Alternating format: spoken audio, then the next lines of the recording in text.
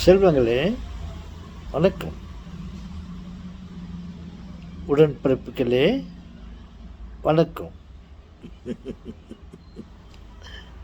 Okay.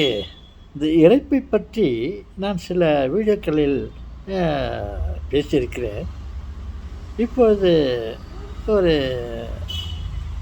விஷயத்தை சொல்லலாம் என்று முன் வந்திருக்கிறேன். அதாவது ஒரு மனிதன்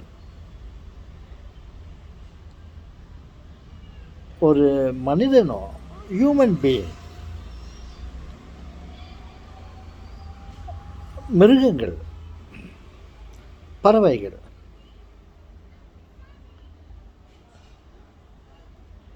இவைகளெல்லாம்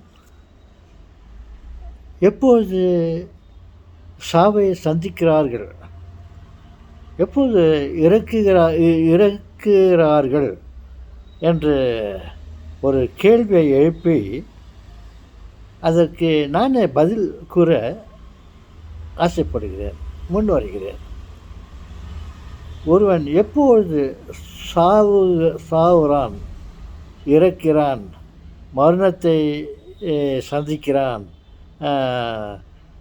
என்று கேட்பீர்களேயானால், எப்பொழுது உயிரானது உடலை விட்டு பிரிகிறதோ அப்பொழுது அவன் இறக்கிறான். உயிரினங்கள் அதிகபட்சமாக சொல்ல வேண்டுமானால் தாவர வகைகள், மரங்கள், செடிகள், கொடிகள், ஒட்டுமொத்தத்தில் உயிரினங்கள் எப்பொழுது உடலை விட்டு உயிர் பிரிகிறதோ அப்பொழுது அவன் மரணத்தை சந்திக்கிறான். அந்த உயிர் எப்பொழுது உடலை விட்டு பிரியும் என்று நம்மால் சொல்ல முடியாது. ஆனால் எப்போது அவன் இறக்கிறான், சாவுறான் அப்படின்னு கேட்டீர்களே, ஆனால் தன் உடலை விட்டு உயிர் எப்பொழுது பிரிகிறதோ அப்போது அவன் மரணத்தை அடைகிறான்.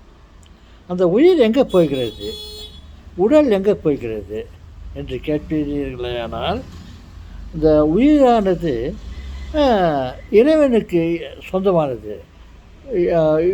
இறைவனுடைய உயிர், அந்த உயிர் இறைவனுக்கு சொந்தமானது.